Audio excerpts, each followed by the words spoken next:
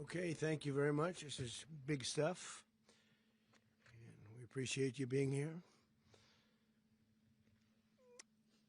Late last night and early today, at my direction, the United States Armed Forces conducted an extraordinary military operation in the capital of Venezuela.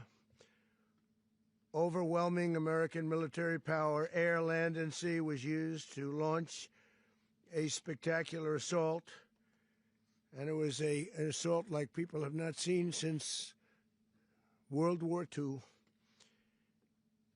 It was a force against a heavily fortified military fortress in the heart of Caracas to bring outlaw dictator Nicolás Maduro to justice. This was one of the most stunning, effective, and powerful displays of American military might and competence in American history. And if you think about it, we've done some other good ones, like the attack on Soleimani, the attack on al-Baghdadi, and the obliteration and decimation of the Iran nuclear sites just recently in an operation known as Midnight Hammer, all perfectly executed and done. No nation in the world could achieve what America achieved yesterday, or frankly, in just a short period of time. All Venezuelan military capacities were rendered powerless as the men and women of our military, working with U.S. law enforcement, successfully captured Maduro in the dead of night. It was dark.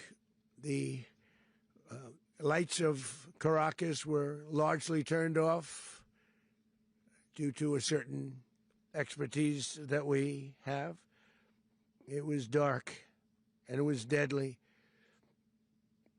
But captured along with his wife, Celia Flores, both of whom now face American justice.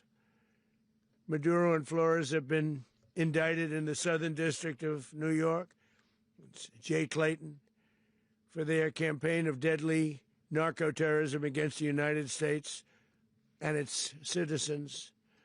I want to thank the men and women of our military who achieved such an extraordinary success overnight with breathtaking speed, power, precision, and competence. You rarely see anything like it. You've seen some raids in this country that didn't go so well. They were an embarrassment. If you look back to Afghanistan, or if you look back to the Jimmy Carter days, they were different days. We're a respected country again, maybe like never before. These highly trained warriors, operating in collaboration with U.S. law enforcement, caught them in a very ready position. They were waiting for us. They knew we had many ships out in the sea, just sort of waiting. They knew we were coming. So they were in what's called a ready position, but they were completely overwhelmed and very quickly incapacitated. If you would have seen what I saw last night, you would have been very impressed. I'm not sure that you'll ever get to see it, but it was an incredible thing to see. Not a single American service member was killed, and not a single piece of American equipment was lost. We had many helicopters, many planes, many people involved in that fight. But think of that, not one piece of military equipment was lost, not one service member was, more importantly, killed. The United States military is the strongest and most fearsome military on the planet by far, with capabilities and skills our enemies can scarcely begin to imagine. We have the best equipment anywhere in the world. There's no equipment like what we have, and you see that even if you just look at the boats. You know, we've knocked out 97% of the drugs coming in by sea. 90%. Each boat kills 25, on average, 25,000 people. We knocked out 97%. And those drugs mostly come from a place called Venezuela. We're going to run the country until such time as we can do a safe, proper, and judicious transition. So we don't want to be involved with having somebody else get in, and we have the same situation that we had for the last long period of years. So we are going to run the country until such time as we can do a safe, proper, and judicious transition. And it has to be judicious because that's what we're all about. We want peace, liberty, and justice for the great people of Venezuela, and that includes many from Venezuela that are now living in the United States and want to go back to their country. It's their homeland. We can't take a chance that somebody else takes over Venezuela that doesn't have the good of the Venezuelan people in mind. We've had decades of that. We're not going to let that happen. We're there now, and what people don't understand, but they understand as I say this, we're there now, but we're going to stay until such time as the proper transition can take place. So we're going to stay until such time as we're going to run it, essentially, until such time as a proper transition can take place. As everyone knows, the oil business in Venezuela has been a bust, a total bust, for a long period of time. They were pumping almost nothing by comparison to what they could have been pumping and what could have taken place. We're going to have our very large United States oil companies, the biggest anywhere in the world, go in, spend billions of dollars, fix the badly broken infrastructure, the oil infrastructure, and start making money for the country. And we are ready to stage a second and much larger attack if we need to do so. So we were prepared to do a second wave if we needed to do so. We actually assumed that a second wave would be necessary, but now it's probably not. The first wave, if you'd like to call it that, the first attack was so successful, we probably don't have to do a second, but we're prepared to do a second wave, a much bigger wave, actually. This was pinpoint, but we have a much bigger wave that probably won't have to do. This partnership of Venezuela with the United States of America, a country that everybody wants to be involved with because of what we were able to do and accomplish, will make the people of Venezuela rich, independent, and safe. And it will also make the many, many people from Venezuela that are living in the United States extremely happy. They suffered. They suffered. So much was taken from them. They're not going to suffer anymore. The illegitimate dictator Maduro was the kingpin of a vast criminal network responsible for trafficking colossal amounts of deadly and illicit drugs into the United States. As alleged in the indictment, he personally oversaw the vicious cartel known as Cartel de las Soles, which flooded our nation with lethal poison, responsible for the deaths of countless Americans, the many, many Americans. Hundreds of thousands over the years of Americans died because of him. Maduro and his wife will soon face the full might of American justice and stand trial on American soil. Right now, they're on a ship. They'll be heading to, ultimately, New York, and then a decision will be made, I assume, between New York and Miami or Florida. But we have people where the overwhelming evidence of their crimes will be presented in a court of law. And I've seen it. I've seen what we have. It's both horrible and breathtaking that something like this could have been allowed to take place. For many years after his term as president of Venezuela expired, Maduro remained in power and waged a ceaseless campaign of violence, terror, and subversion against the United States of America, threatening not only our people, but the stability of the entire region. And you all saw it. In addition to trafficking gigantic amounts of illegal drugs that inflicted untold suffering and human destruction all over the country, all over, in particular, the United States. Maduro sent savage and murderous gangs, including the bloodthirsty prison gang, Tren de Aragua, to terrorize American communities nationwide, and he did indeed. They were in Colorado. They took over apartment complexes. They cut the fingers off people if they called police. They were brutal, but they're not so brutal now. And I just have to congratulate our military, Pete and everybody, and our National Guard, because the job that they've done, whether it's in Washington, D.C., where we have a totally safe city, where it was one of the most unsafe cities anywhere in the world, frankly, and now we have no crime in Washington, D.C. We haven't had a killing. We had the terrorist attack a few weeks ago, a little bit of a different kind of a threat, but we haven't had a killing in a long period of time, 6-7 months. We used to have two, on average, 2 a week in Washington, our capital. We don't have that anymore. The restaurants are opening. Everyone's happy. They're going, they're walking their daughters, they're walking their children, their wives. They walk to restaurants. Restaurants are opening all over Washington, D.C. So I want to thank the National Guard. I want to thank our military. And I want to thank law enforcement. It's been amazing. And they should do it with more cities. We're doing it, as you know, and we're doing it in Memphis, Tennessee right now, and crime is down. We've just sort of started a few weeks ago, but crime is down now 77%. And the governor of Louisiana called, great person, and he wanted us to help him, as you know, in a certain very nice part of Louisiana. And we have done that. And it was a rough section, and we have crime down. I understand it's down to almost nothing already after 2.5 weeks. New Orleans, it's down to almost nothing, and we've only been there for 2.5 weeks. Can't imagine why governors wouldn't want us to help. We also helped, as you know, in Chicago, and crime went down a little bit there. We did a very small help because we had no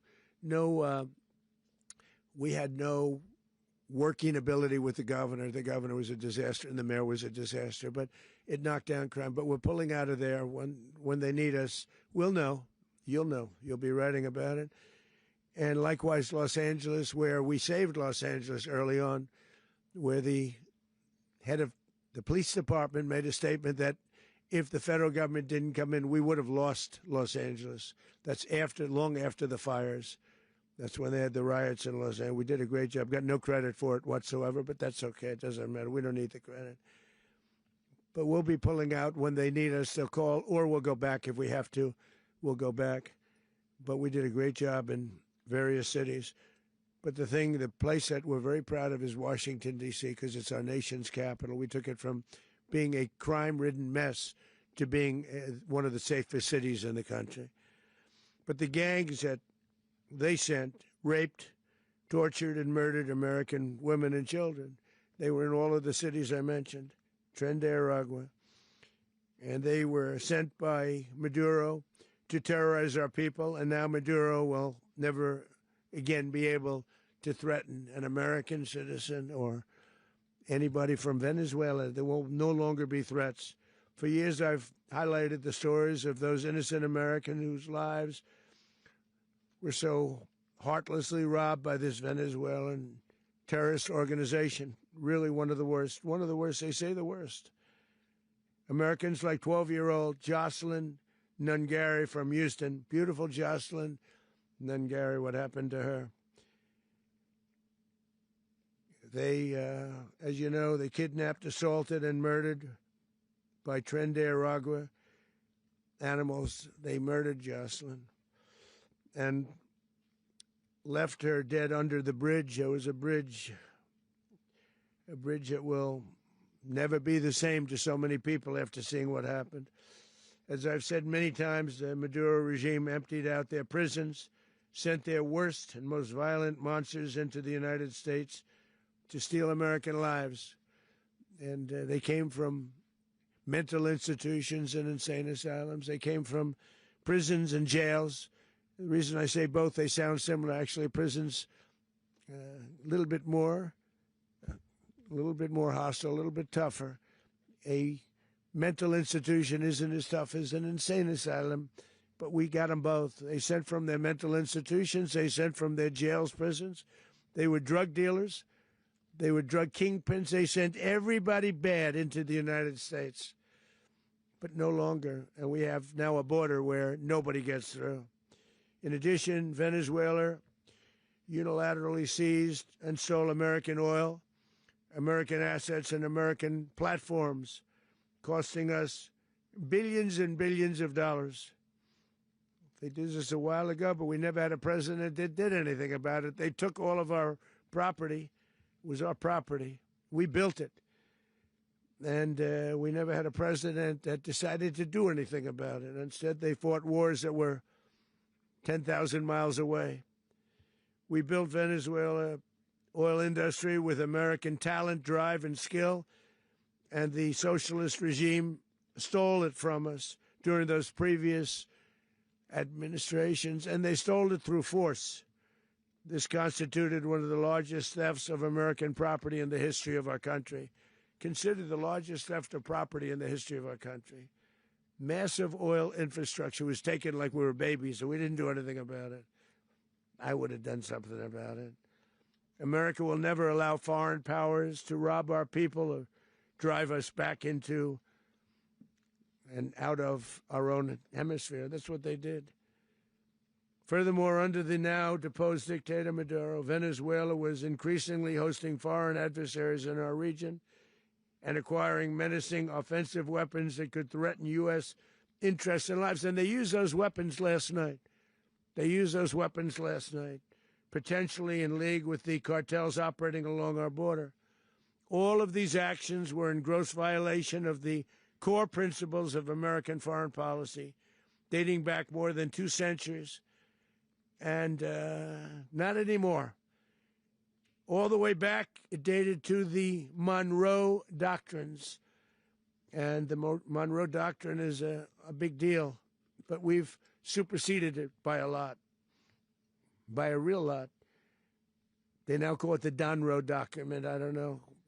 It's Monroe Doctrine. We sort of forgot about it. It was very important, but we forgot about it. We don't forget about it anymore. Under our new national security strategy, American dominance in the Western Hemisphere will never be questioned again. Won't happen. So just in concluding, for decades, other administrations have neglected or even contributed to these growing security threats in the Western Hemisphere.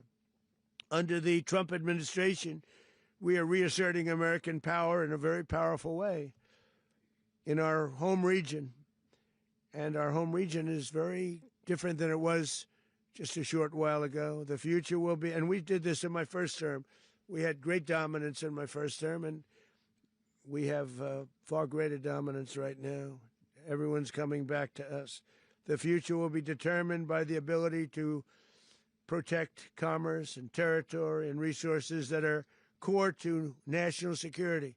These are core to our national security. Just like tariffs they've made our country rich, and they've made our national security stronger than ever before. But these are the iron laws that have always determined global power.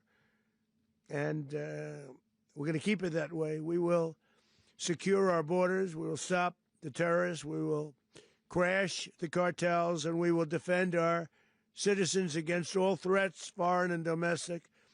Other presidents may have lacked the courage or whatever to defend America, but I will never allow terrorists and criminals to operate with impunity against the United States.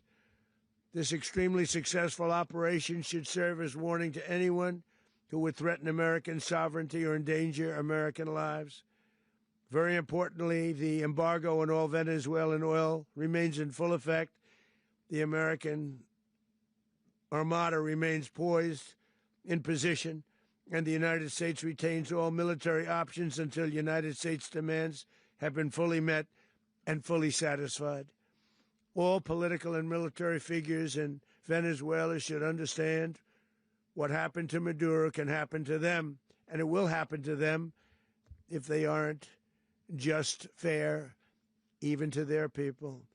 The dictator and terrorist, Maduro, is finally gone, and Venezuela people are free. They're free again.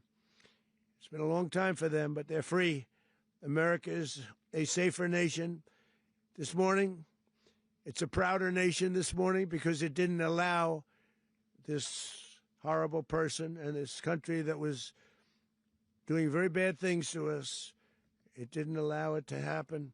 And the Western Hemisphere is right now a much safer place to be. So I want to thank everybody for being here. I want to thank General Raisin Kane. He's a fantastic man. I've worked with a lot of generals. I worked with some I didn't like. I worked with some I didn't respect. I worked with some that just weren't good. But this guy is fantastic. I watched last night one of the most precise attacks on sovereignty. I mean, it was an attack for justice. And I'm very proud of him, and I'm very proud of our Secretary of War, Pete Hegseth, who I'm going to ask to say a few words. Thank you very much. Mr. President, can you explain how the U.S. will run Venezuela? Well, thank you, Mr. President. Finally, a commander-in-chief the world respects and the American people deserve. And as the President said, words can barely capture the bravery and the power and the precision of this historic operation. A massive joint military and law enforcement raid flawlessly executed by the greatest Americans our country has to offer. American warriors are second to none, the best in the world and the best of our country. What all of us witnessed last night was sheer guts and grit, gallantry, and glory of the American warrior. I'm simply humbled by such men. And I tip my hat to our chairman, Dan Raisin Kane, and all those Americans who stood watch last night. Our warriors are the elite of America, and again, President Trump has your back. No other country on planet Earth, and it's not even close, could pull this kind of operation off. And no other president has ever shown this kind of leadership, courage, and resolve, the most powerful combination the world has ever seen. As the president said, our adversaries remain on notice. America can project our will anywhere, anytime. The coordination, the stealth, the lethality, the precision, the very long arm of American justice, all on full display in the middle of the night. Nicolás Maduro had his chance, just like Iran had their chance, until they didn't and until he didn't. He effed around, and he found out. President Trump is deadly serious about stopping the flow of gangs and violence to our country, deadly serious about stopping the flow of drugs and poison to our people, deadly serious about getting back the oil that was stolen from us, and deadly serious about reestablishing American deterrence and dominance in the Western Hemisphere.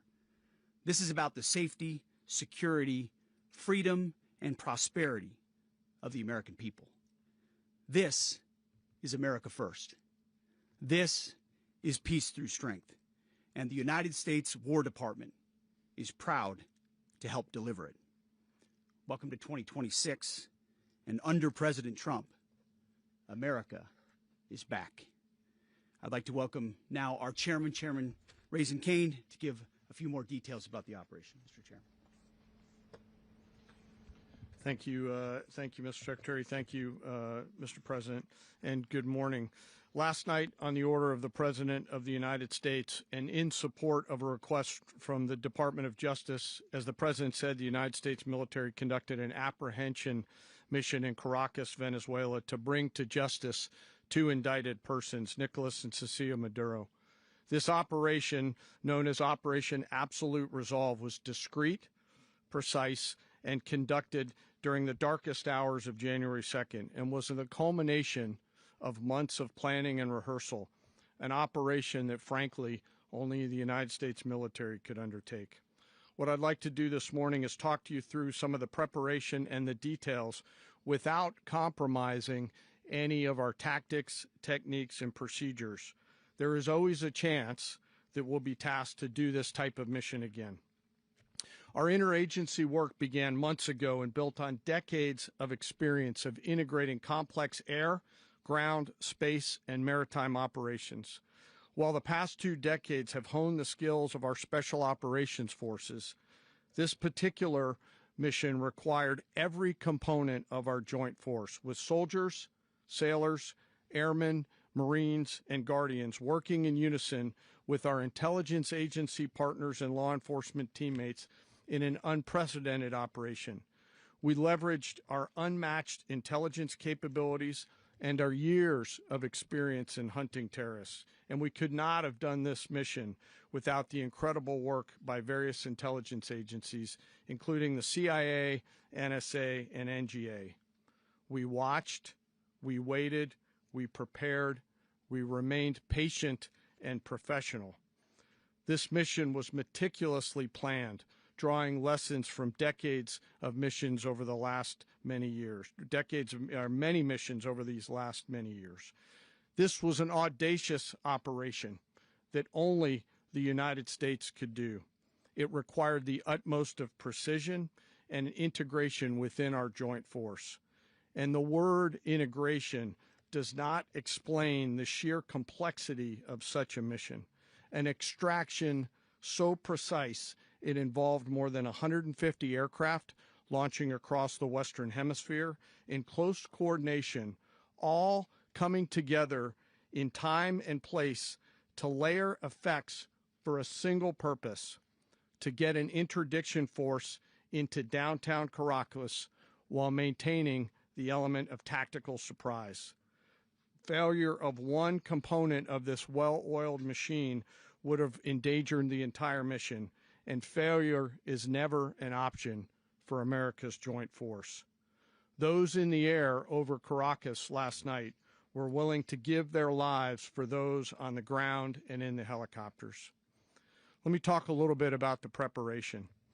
After months of work by our intelligence teammates to find Maduro and understand how he moved, where he lived, where he traveled, what he ate, what he wore, what were his pets. In early December, our force was set pending a series of aligned events. Key was choosing the right day to minimize the potential for civilian harm and maximize the element of surprise, and minimize the harm to the indicted personnel so, as the President said, they could be brought to justice. And as the President said earlier today, weather in Venezuela is always a factor this time of the year. And over the weeks through Christmas and New Year's, the men and women of the United States military sat ready, patiently waiting for the right triggers to be met and the President to order us into action. Last night, the weather broke just enough, clearing a path that only the most skilled aviators in the world could maneuver through. Ocean, mountain, low cloud ceilings, but when tasked with a mission, this organization does not quit. At 10:46 p.m. Eastern Time last night, the President ordered the United States military to move forward with this mission. He said to us, and we appreciate it, Mr. President, good luck and Godspeed. And those words were transmitted to the entire joint force.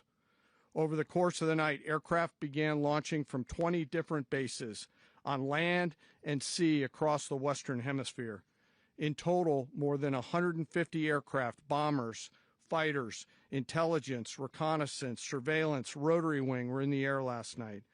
Thousands and thousands of hours of experience were airborne. Our youngest crew member was 20, and our oldest crew member was 49. And there's simply no match for American military might.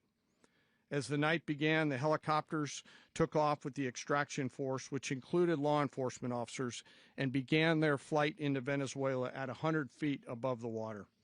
As they approached Venezuelan shores, the United States began layering different effects provided by Spacecom, Cybercom, and other members of the interagency to create a pathway.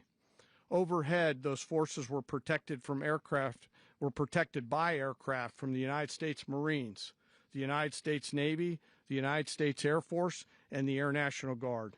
The force included F-22s, F-35s, F-18s, EA-18s, E-2s, B-1 bombers, and other support aircraft, as well as numerous remotely piloted drones.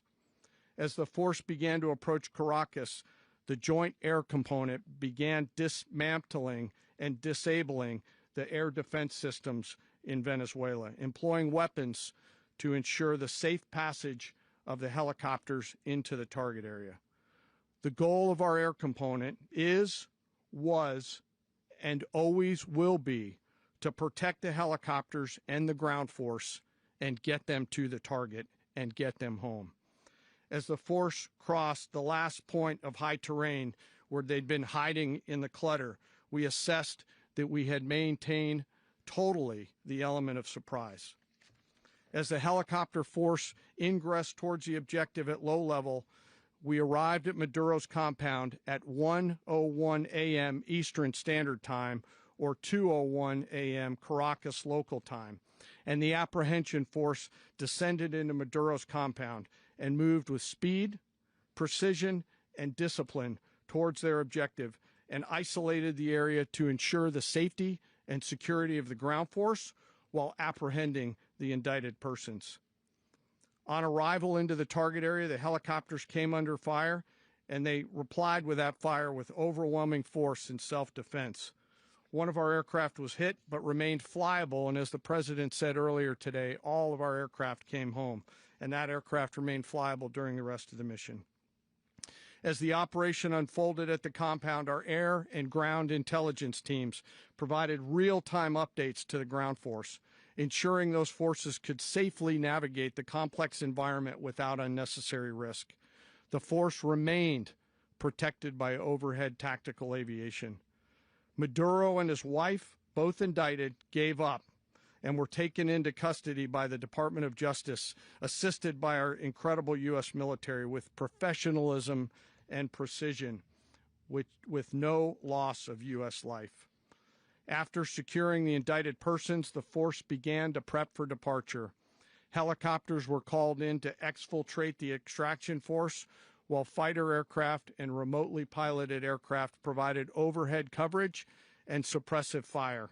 There were multiple self-defense engagements as the force began to withdraw out of Venezuela. The force successfully exfiltrated and returned to their afloat launch bases, and the force was over the water at 3:29 a.m. Eastern Standard Time with indicted persons on board. And both Maduro and his wife were embarked aboard the USS Iwo Jima. In closing, what we've witnessed today is a powerful demonstration of America's joint force. We think, we develop, we train, we rehearse, we debrief, we rehearse again and again, not to get it right, but to ensure that we cannot get it wrong. Our jobs are to integrate combat power so when the order comes, we can deliver overwhelming force at the time and the place of our choosing against any foe anywhere in the world. I am immensely proud today of our joint force and filled with gratitude to represent them here today. There is simply no mission too difficult for these incredible professionals and the families that stand by them and support them.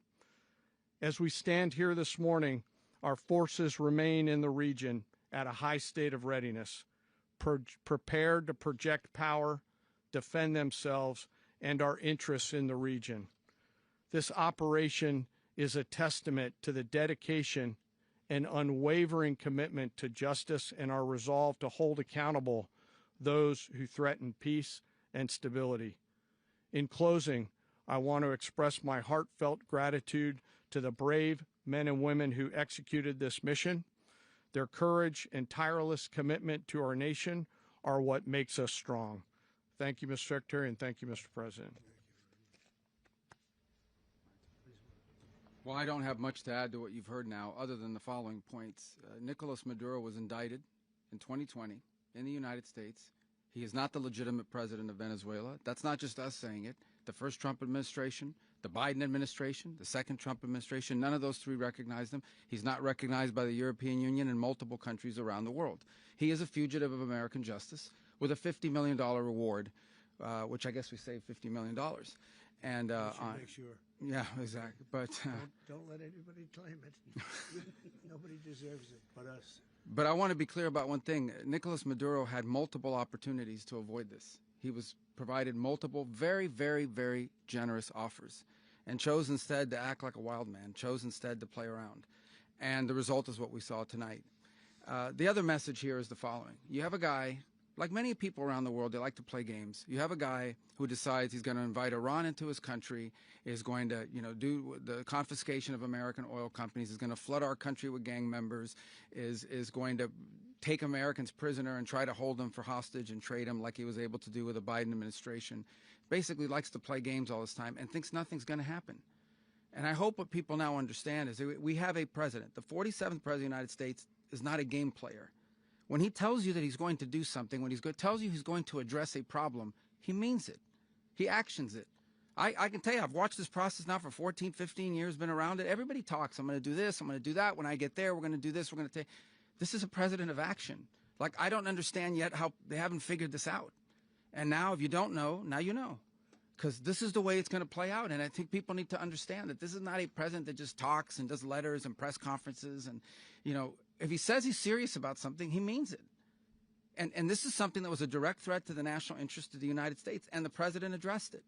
This is a president of peace, by the way. I told you what I just said earlier. This guy had multiple opportunities to find his way somewhere else and figure out another. He could have been living somewhere else right now, very happy, but instead he wanted to play big boy. And so now, he's got other sets of problems on his hands. And but I think the message here should be for the world. Look, the president doesn't go out looking for people to pick fights with. He's not generally wants to get along with everybody. We'll talk and meet with anybody, but don't play games. Don't play games with this president's in office, because it's not going to turn out well. And so I hope that I guess that lesson was learned last night, and we hope it'll be instructive moving forward. Is that a message for Cuba? Mr. President. Mr. President. Mr. President. Mr. President. You said that the U.S. is going to run Venezuela. So who's in power right now? Well, we're going to be running it with a group, and we're going to make sure it's run properly. We're going to rebuild the oil infrastructure, which will cost billions of dollars. It'll be paid for by the oil companies directly. They will be reimbursed for what they're doing, but that's going to be paid. And we're going to get the oil flowing the way it should be. As you know, it was just a minor flow. It was actually a minor flow for what they have. But we're going to run it properly, and we're going to make sure the people of Venezuela are taken care of. We're going to make sure the people that were forced out of Venezuela by this thug are also taken care of. Mr. President, does the U.S. running the country mean that U.S. troops will be on the ground? How will that work? Well, they always say boots on the ground. Oh, so we're not afraid of boots on the ground if we have to have. We had boots on the ground last night.